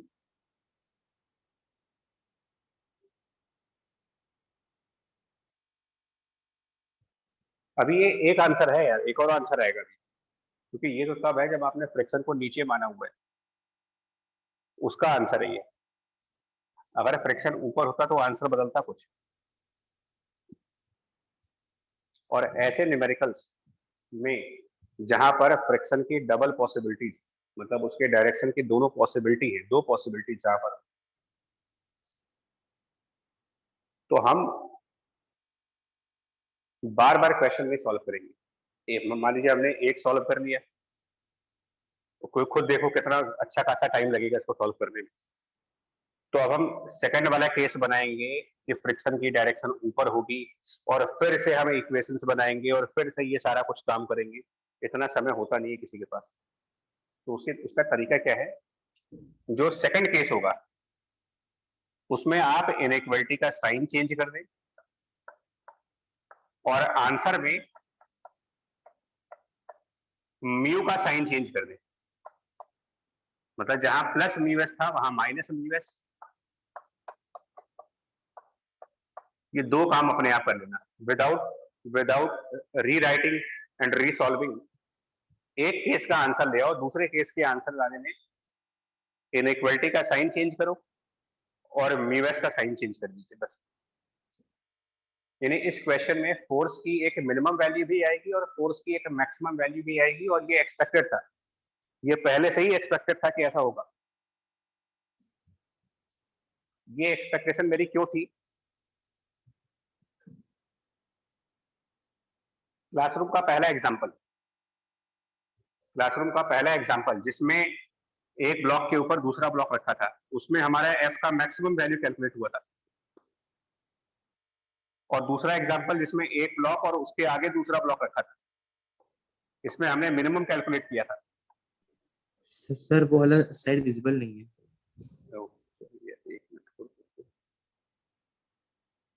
ये वाला केस कह रहा हूँ। फर्स्ट एग्जांपल में हमने एफ मैक्सिमम निकाला कि नो स्लिप करने के लिए फोर्स की एक मैक्सिमम वैल्यू आएगी। इसमें हमने कहा नो स्लिप करने के लिए फोर्स की मिनिमम वैल्यू आएगी। या फ्रिक्शन एडजस्ट हो रहा था या नॉर्मल एडजस्ट हो रहा था। इस एग्जांपल में दोनों एडजस्ट हो रहे हैं, तो ये भी केस आएगा और ये भी केस आएगा। एक्सपेक्टेड था कि यहाँ पर फोर्स की एक मिनिमम वैल्यू और मैक्सिमम वैल्यू दोनों आएगी।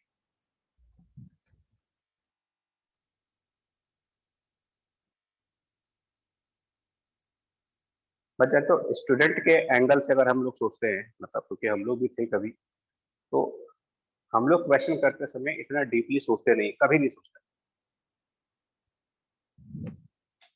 हम जब कहा जाता है कि भाई प्रैक्टिस करिए, तो हम प्रैक्टिस को क्या मानते हैं? हम लोगों से कहा जाता है कि प्रैक्टिस करो, तो प्रैक्टिस को हम लोग क्या मानते हैं कि हमें 50 क्वेश्चन लगाने। एक्चुअल मतलब क्या होता है प्रैक्टिस करने का कि आपने प्रैक्टिस की, और जब आपको एक स्पेसिफिक टाइप के ऊपर 7-8 क्वेश्चन मिले, स्पेसिफिक टाइप कौन सा है? No slip. हमने सारी बुक्स लगाई, असाइनमेंट लगाई, हमने एक ऑब्जर्वेशन की, यार जब कभी भी नो स्लिप का क्वेश्चन आ रहा है तो उसको करने का तरीका बार बार एक ही हो रहा है। तो अगर हम प्रैक्टिस करें और प्रैक्टिस के बाद ये एनालाइज ना कर पाए कि एक पर्टिकुलर टाइप के प्रॉब्लम को सॉल्व करने की अप्रोच क्या बन रही है, तो क्या फायदा हुआ उस प्रैक्टिस करने का हमारे? फिर तो वो खाली एक फॉर्मेलिटी हो गई कि ठीक है 50 क्वेश्चन हो गए।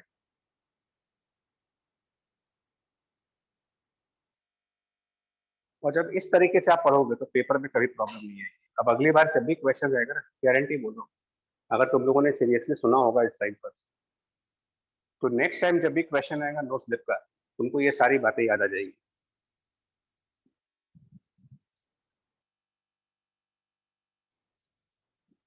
Hundred percent.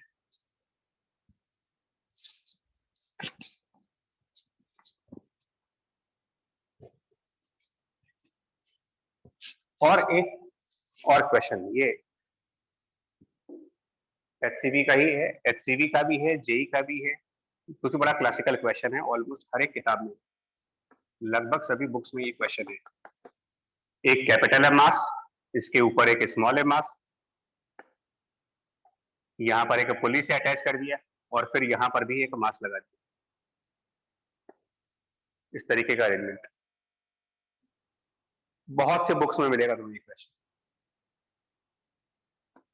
और इस कैपिटल एम पर फोर्स लगा रहे, ग्राउंड इज स्मूथ, और इन दोनों के बीच में फ्रिक्शन है, यहाँ पर म्यू गिवन है, और इन दोनों के बीच में भी फ्रिक्शन है, यहाँ पर भी म्यू गिवन है। क्वेश्चन अभी भी वही है, find F to prevent slipping of these two blocks. ये स्लिप ना करें इस कैपिटल एम के ऊपर, उसके लिए एफ कितना होना चाहिए?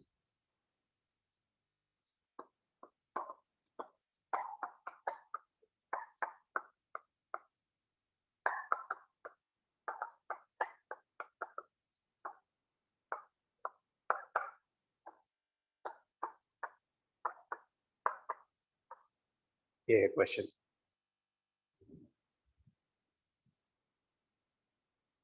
क्या फिर हम उसी सीरीज ऑफ क्वेश्चन कर रहे हैं बार बार? Yes sir. फिर यस सर। अरेंजमेंट खाली अरेंजमेंट को बदल रहे हो बार बार, 2 ब्लॉक 3 ब्लॉक ला रहे हो, फुली डाल दे रहे हो उसमें, करते रहो ये सब। अल्टीमेटली तो आपका टॉपिक वही चल रहा है अभी भी, प्रिवेंट स्लिपिंग।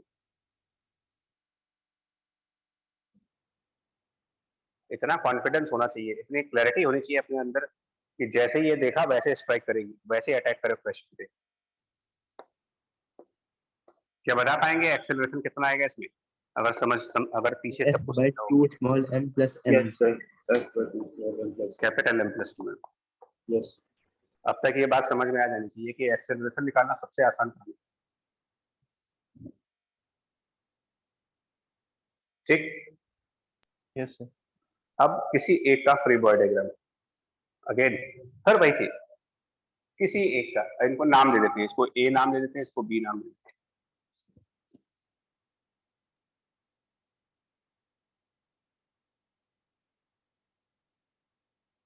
और फ्री बॉडी डायग्राम जब बनाएंगे तो फ्री बॉडी डायग्राम मान लो हम बनाते हैं और एक तरफ हम ए का बनाएंगे और एक तरफ बी का बना लेंगे।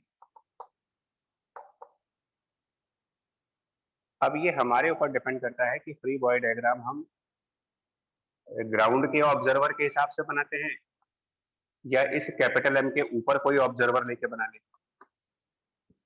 ये डिसीजन हमें लेना होगा यार।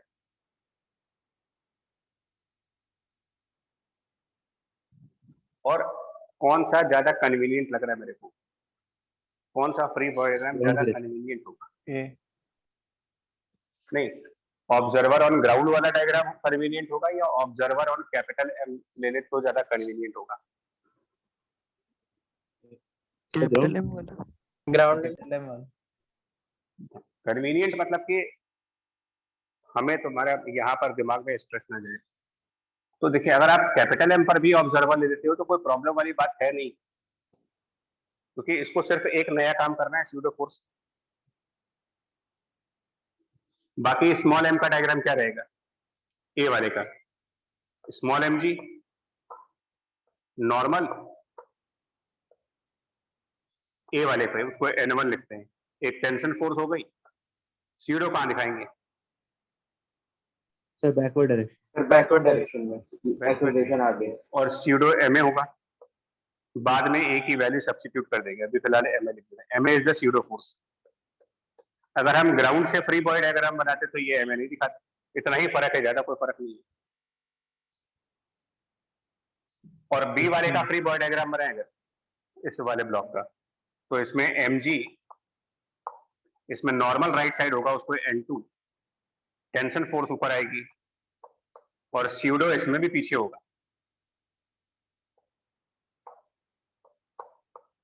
स्यूडो फोर्स ऑब्जर्वर के एक्सेलरेशन के अपोजिट होता है, ऑब्जेक्ट की एक्सेलरेशन से कोई मतलब नहीं उसको।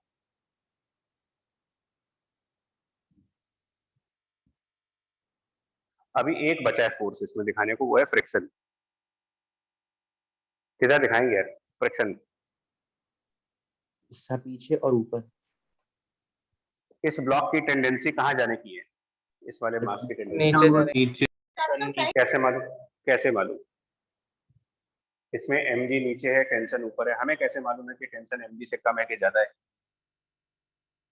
सर एक्सेलरेशन नहीं, जब ऑब्जर्वर आपने कैपिटल एम पे ले लिया और ये लिखा हुआ है कि स्लिपिंग प्रिवेंटेड है, तो इसको क्या दिखाई पड़ेगा? इस मास Rest पर है। इसको तो ये दोनों स्टेशनरी दिखेंगे, लेकिन अगर चलेंगे तो कहाँ चलेंगे? अगर चल सकते तो कहाँ जा सकते थे? यही तो होता है स्टैटिक फ्रिक्शन। कि आपको ऑब्जेक्ट स्टेशनरी दिखता है, बट आपको ये पता लगाना पड़ता है कि अगर स्टेशनरी नहीं होते तो कहाँ जा सकते थे, पॉसिबिलिटी क्या थी?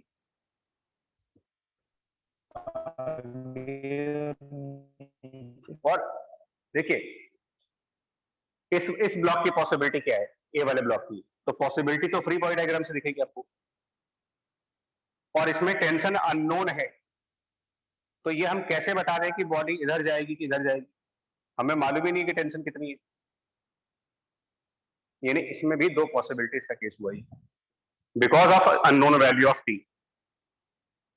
बिकॉज ऑफ अननोन टी ये नहीं बता सकते कि mg ज्यादा है कि टी ज्यादा है। तो अगेन दो पॉसिबिलिटी हो सकता है, बी की टेंडेंसी नीचे जाने की हो तो फ्रिक्शन ऊपर होगा, और अगर बी की टेंडेंसी नीचे जाने की होगी तो नेचुरली ए की टेंडेंसी आगे आने की होगी, इसीलिए ए पर फ्रिक्शन पीछे होगा। ये एक पॉसिबिलिटी है। एक दूसरी पॉसिबिलिटी ये हो सकती थी कि बी की टेंडेंसी ऊपर जाने की हो और तब फ्रिक्शन नीचे होता, और अगर बी की टेंडेंसी ऊपर जाने की होती तो फिर ए की टेंडेंसी लेफ्ट जाने की होती, तो यहां पर फ्रिक्शन राइट होता। मतलब ये सिर्फ एक पॉसिबल कंडीशन दिखाई है आपको, इसका अपोजिट भी पॉसिबल है। ये भी पॉसिबल है कि फ्रिक्शन यहाँ डाउनवर्ड है और यहाँ राइट है, और ये भी पॉसिबल है कि फ्रिक्शन जीरो है।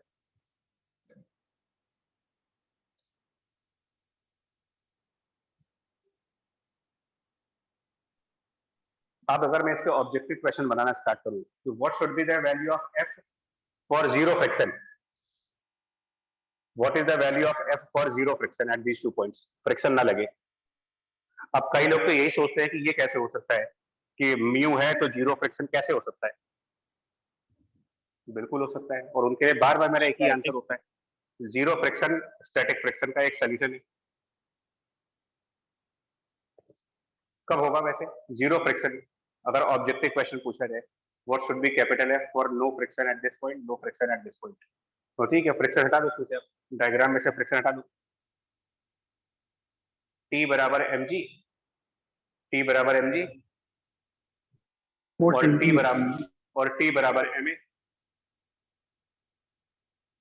टी बराबर mg, टी बराबर ma। इसका मतलब ma और mg बराबर हो गए, यानी a इक्वल टू जी हो गया, और a इक्वल टू जी यहाँ रखेंगे, a equal to g, f की वैल्यू मिल जाएगी।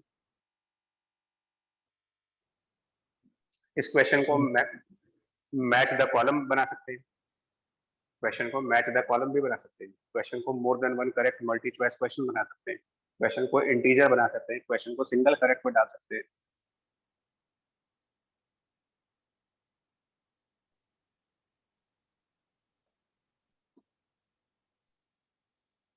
और ये पेन लेना पड़ेगा भाई फिलहाल। सर ए की वैल्यू आ रही है g1 minus mu upon 1 plus mu. ठीक है, एक पहले ये बता दूं, value of capital F for zero friction निकालने के लिए हो सकता है ऑब्जेक्टिव क्वेश्चन हो, सिंगल करेक्ट ऑब्जेक्टिव क्वेश्चन नहीं आ सकता है ऐसा। Find the value of capital F for zero friction, क्या प्रॉब्लम है इसमें? तो जीरो फ्रिक्शन यहाँ पे कर दिया, जीरो फ्रिक्शन किया, उसके बाद टी बराबर है mg, capital T mg and the same capital T ma, मतलब कि mg और ma बराबर, यानी कि a equal to G, a equal to G रखा, f की वैल्यू मिली।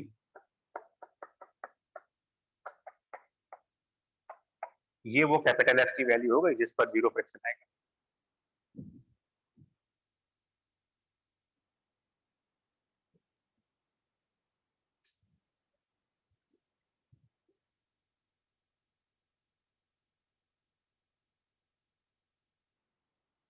बाकी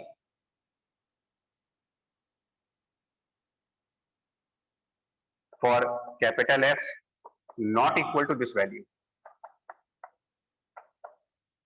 यानी कि तब फ्रिक्शन लग रहा होगा, और उसकी दो पॉसिबिलिटी है, या तो फ्रिक्शन ऊपर या नीचे। एक्चुअली वो दो पॉसिबिलिटी इस बात पर डिपेंड करती है कि कैपिटल F इससे ज्यादा है या इससे कम।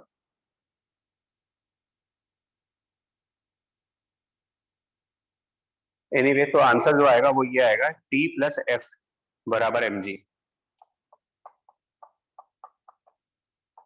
सो F बराबर mg माइनस टी, और यहां से T equal to F plus ma, दिस T equal to F plus ma।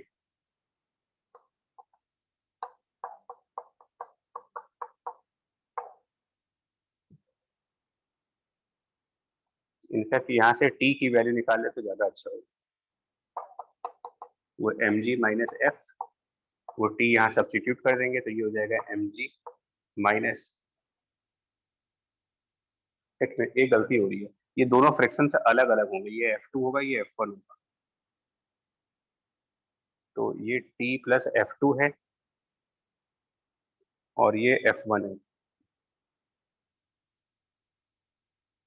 तो mg माइनस F2 ये उधर जा करके F1 plus F2 plus ma,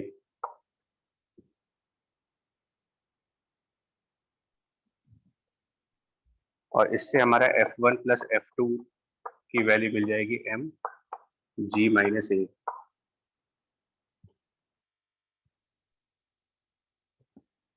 और F1 plus F2 combinedly less आने चाहिए, F1 plus F2 should be less,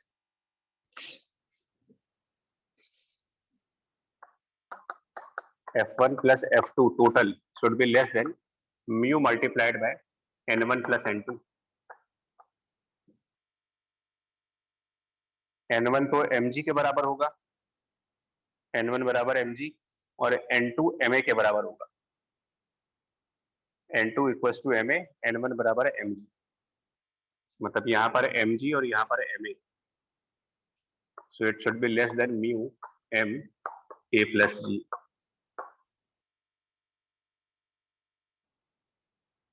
So F1 plus F2 is less than this value, और हम F1 plus F2 को लिख लेंगे m into g minus a। तो इसके थ्रू और ज्यादा सॉल्व करेंगे जब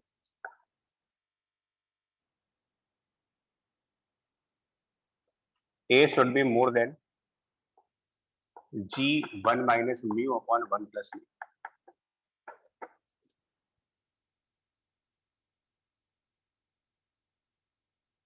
And a is f upon this value। तो ये जब यहाँ रखेंगे तो हमारा आ जाएगा f should be less than more than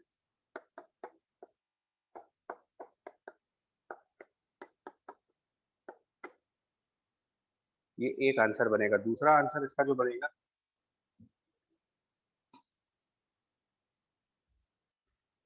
उसके लिए आप कुछ नहीं करना, आपको फिर से नहीं सॉल्व करना, इनइक्वालिटी चेंज करो, म्यू का साइन चेंज कर दो, ये हो गया आंसर।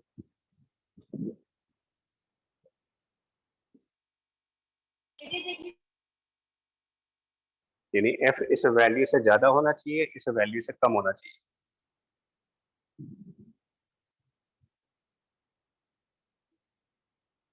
तो देखिए इतने ऑब्वियस क्वेश्चंस भी नहीं है कि मतलब देखते ही हो जाएंगे, प्रैक्टिस करनी होगी, समझ करके प्रैक्टिस करनी होगी, इस तरीके से समझ के प्रैक्टिस करनी होगी कि जब क्वेश्चन आए तो हमको ये सोचना ना पड़े कि हमें क्या क्या करना चाहिए, इसमें स्टेप क्या होना चाहिए। पहला स्टेप बड़ा कॉमन है, दूसरा स्टेप फ्री बॉडी डायग्राम का,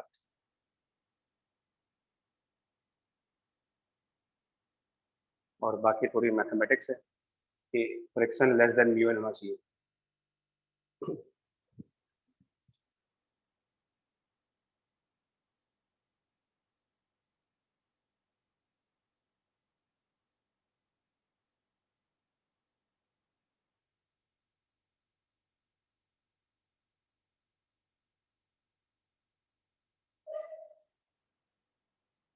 Yes, sir. ठीक है, चल Yes, हो गया आपका। ये थोड़े लास्ट के 2-3 थोड़े टफ वाले थे।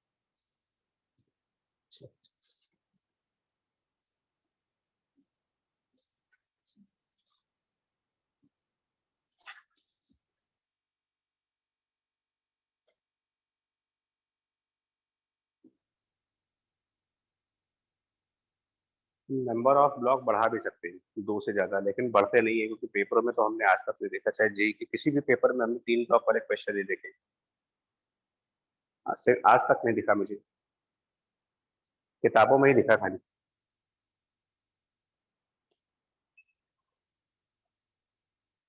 नाउ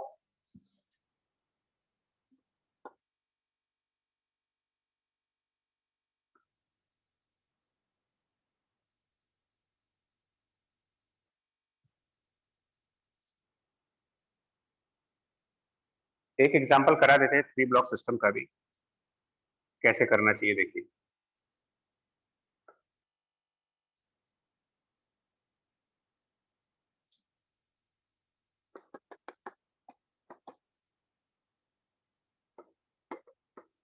फाइव kg, 3 kg और 2 kg।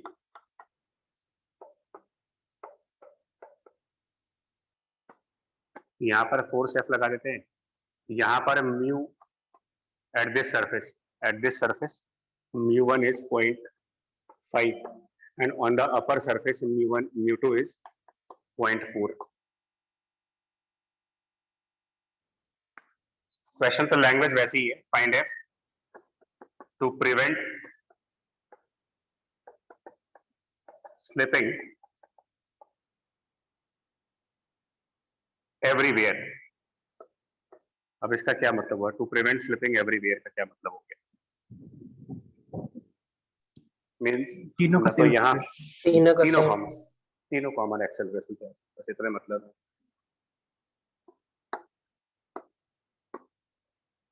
तो इसमें आप घबराना नहीं है, वैसे तो क्वेश्चन आते नहीं है 3 ब्लॉक वाले, बट बाई चांस अगर आ भी रहे हैं तो एक आध क्वेश्चन करके देख लेते हैं, तरीका तो वही रहना है। ये भी उसी सीरीज का प्रॉब्लम है जिस सीरीज को आज चल रहा है हमारा, नो स्लिपिंग कंडीशन चल रही है।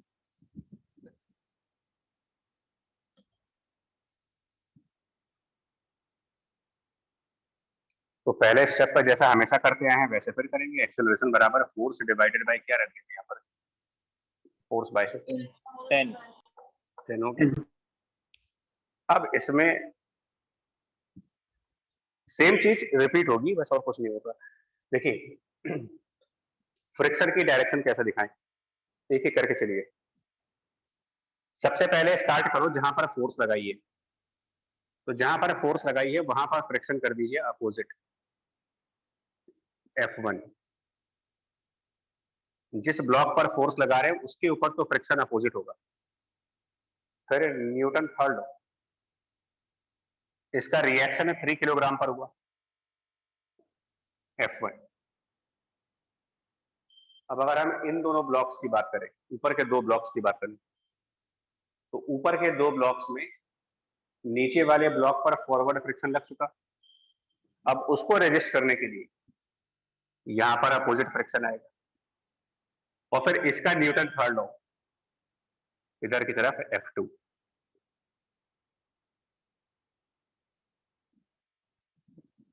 डायरेक्शन देख लीजिए। सबसे पहले क्या करेंगे, जिस पर हम फोर्स लगाएंगे उसके तो अपोजिट फ्रिक्शन दिखाओ, इसके opposite. Action and reaction law से, एक्शन रिएक्शन लॉ से F1 का अपोजिट इस मिडिल ब्लॉक पर गया। अब जब मिडिल ब्लॉक पर एक फोर्स आ गई तो उसको रोकने के लिए फ्रिक्शन पीछे हुआ, और फिर एक्शन एंड रिएक्शन लॉ से इसका अपोजिट फोर्स 2 किलोग्राम ब्लॉक पर गया।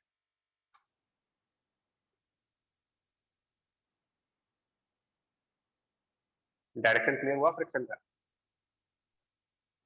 Yes sir। Yes sir. Yes sir। ठीक। Yes, अब अगला पार्ट 2 किलोग्राम के लिए न्यूटन लॉ फॉर 2 किलोग्राम क्या बनेगा?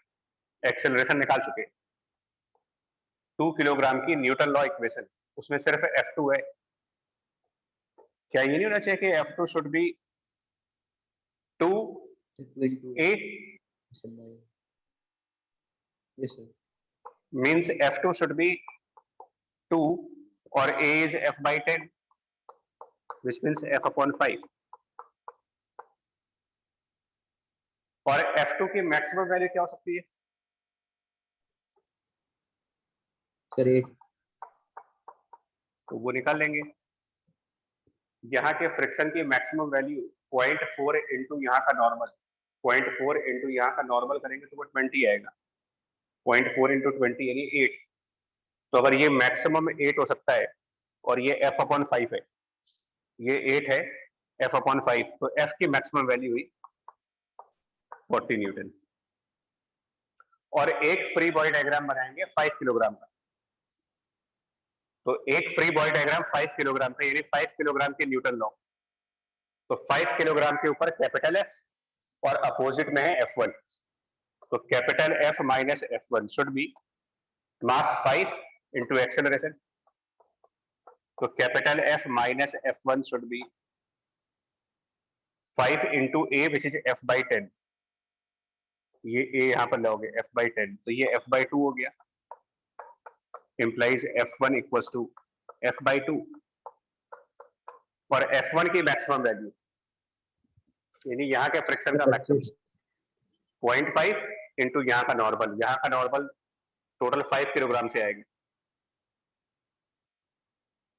तो ये 25 आएगा, इसकी मैक्सिमम वैल्यू 25 आएगी, 25 इंटू 2 यानी यहां से F की मैक्सिमम वैल्यू 50 न्यूटन। अब आपको इन दोनों का कॉमन इंटरसेक्शन चाहिए, क्या बनेगा वो कॉमन इंटरसेक्शन? एक तरफ से आप कह रहे हो कि मैक्सिमम 40 हो सकता है, एक तरफ से कह रहे हो कि मैक्सिमम 50 हो सकता है, तो ऐसी कौन सी वैल्यू होगी जिसमें दोनों 40 मतलब ये 40 से कम होना चाहिए, ये 50 से कम होना चाहिए, तो लेस देन 40 दोनों के लिए होगा, तो हमारा आंसर बन गया F मैक्सिमम बराबर 40। यानी कि मैक्सिमम 40 न्यूटन फोर्स लगा सकते हो और ना तो यहां स्लिपिंग होगी ना यहां स्लिपिंग होगी। 40 न्यूटन के ऊपर बढ़ेंगे तो स्लिपिंग हो जाएगी। 40 न्यूटन वो फोर्स है जिसमें ना तो ये स्लिप करेगा ना तो ये स्लिप करेगा, ये सब साथ साथ चलेंगे। अब ध्यान से समझोगे तो आपको लगेगा कि हाँ अभी भी प्रोसेस वही चल रहा है जो पहले चल रहा था, हमने कोई मेथड में चेंज नहीं किया अपने।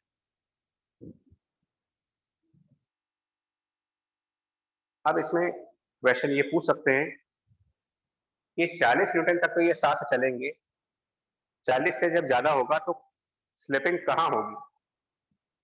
2 और 3 के बीच में या 3 और 5 के बीच में? कहां पर स्लिपिंग होनी चालू हो जाएगी? 3 और 5। 3 और 5। 3 और 5। तो 40 वाला जो है ना, 40 तो यहां से आ रहा है ना, 40 वाला आंसर F2 के करस्पॉन्डिंग जा रहा है ना, यानी कि पहले ये वाला फ्रिक्शन मैक्सिमम वैल्यू को टच करेगा।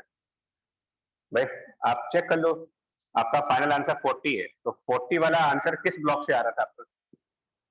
40 वाला आंसर आ रहा है यहाँ पर F2 वाले ब्लॉक से, ये इससे F2 से, यानी इस वाले फ्रिक्शन से आ रहा था।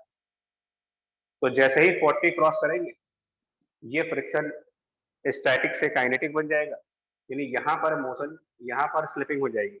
यहाँ पर स्लिपिंग हो जाने का मतलब ये होगा कि अब 40 से ज्यादा होने पर 2 किलोग्राम की एक्सेलरेशन और 3 किलोग्राम की एक्सेलरेशन अलग अलग हो जाएंगी, कॉमन एक्सेलरेशन नहीं रहेंगी।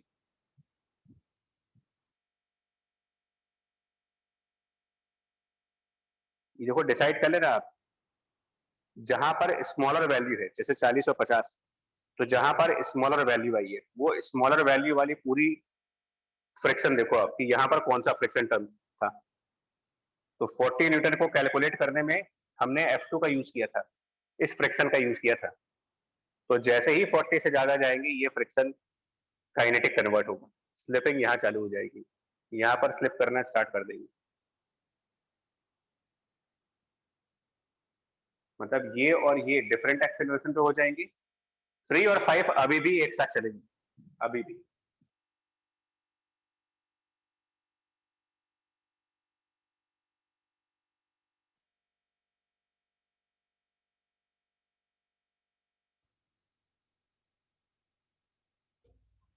तो for force more than 40 newton 2 और 3 में स्लिपिंग हो रही है, slipping between 2 kg and 3 kg, and that implies कि वहां का फ्रिक्शन अब और ज्यादा तो बढ़ेगा नहीं। एक बार स्लिपिंग स्टार्ट हो जाती है तो फ्रिक्शन एडजस्ट करना बंद हो जाता है। तो F2 की वैल्यू म्यू इंटू नॉर्मल के हिसाब से 8 न्यूटन पर फिक्स हो चुकी है। अब ये एडजस्ट नहीं होगा, F2 को एडजस्ट नहीं कर सकते आप।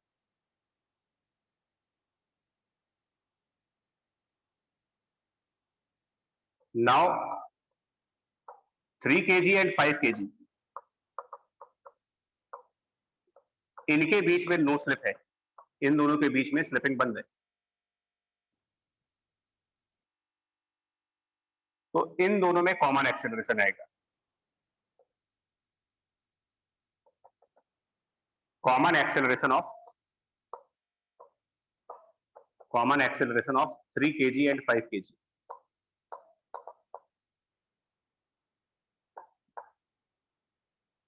तो मास तो हम डिनोमिनेटर पे जो मास लेंगे वो 3 + 5 8 ले लेंगे, लेकिन फोर्स क्या लेंगे वो देखो जरा, फोर्स की वैल्यू। तो एक तो ये कैपिटल F,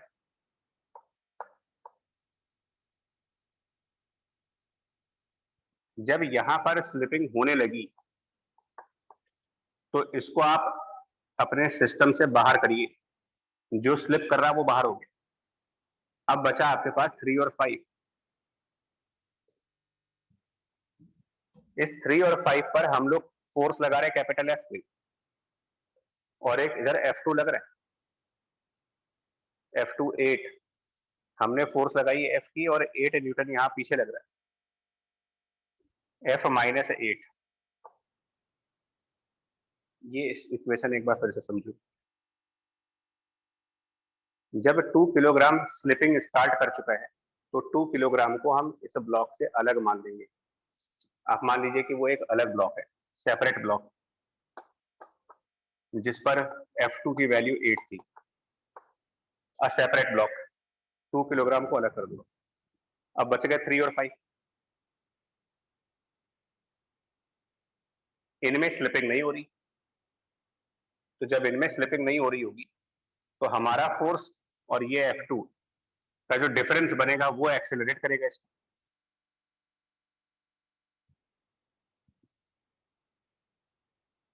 ये हमारा आंसर आ गया। एंड नाउ अगर अब हम 3 किलोग्राम का न्यूटन लॉ लगाएं, अब 3 किलोग्राम की न्यूटन लॉ, अब 3 किलोग्राम की न्यूटन लॉ फॉर 3 किलोग्राम। तो फॉरवर्ड साइड पर F1 और बैकवर्ड साइड पर F2 जिसकी वैल्यू 8 है, should be mass 3 into acceleration which is F - 8/8।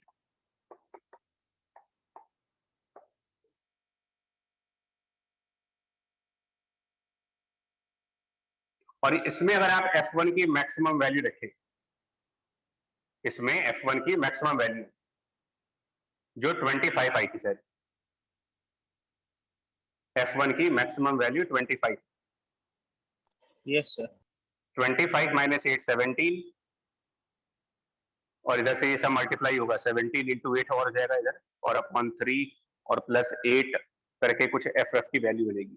तो यहाँ से कुछ ऐसा बनेगा, ये 17 × 8/3 प्लस 8 करके, मतलब अब तो देखेंगे 8 कॉमन मिलेंगे तो हो जाएगा आपका 17 + 8 20, 160/3 है, 160/3 कुछ Sir, 53/3, 53.3. 133 मतलब 160/3 आ रहा है ना सर, 50। yes sir यानी कि 40 न्यूटन तक ना तो यहां पर स्लिपिंग होगी ना यहां पे होगी।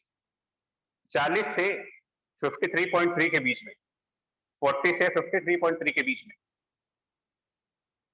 2 और 3 में स्लिपिंग होगी, 3 और 5 में नहीं होगी। और 53 के बाद 53.33 न्यूटन के बाद यहां तो पहले से ही स्लिपिंग हो चुकी है, अब यहां पर भी स्लिपिंग स्टार्ट हो जाएगी। इसीलिए 3 ब्लॉक क्वेश्चंस को टच नहीं किया जाता बहुत ज्यादा, क्योंकि ये टफ हो जाते हैं थोड़े 2 ब्लॉक के कंपेयर में, क्योंकि इसके अंदर पॉसिबल बहुत सारे केसेस हैं। कहीं पर भी स्लिपिंग ना हो, यहाँ स्लिपिंग हो यहाँ ना हो, यहाँ स्लिपिंग हो यहाँ ना हो, दोनों जगह स्लिपिंग हो रही हो। मतलब परमुटेशन कॉम्बिनेशन इतने सारे हैं कि थोड़ा सा उनको हैंडल करना टफ पड़ता है के लिए।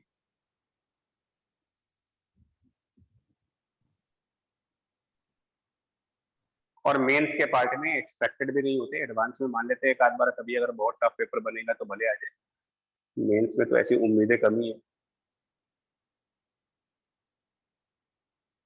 हाँ 40 न्यूटन तक का आ सकता था कि कहीं भी स्लिप ना करें उसकी क्या कंडीशन होगी, वो सिंपल है, वो क्वेश्चन आसान होता है। नो स्लिपिंग एनीवेयर, तो उसका आंसर तो डायरेक्ट निकाल सकते हो।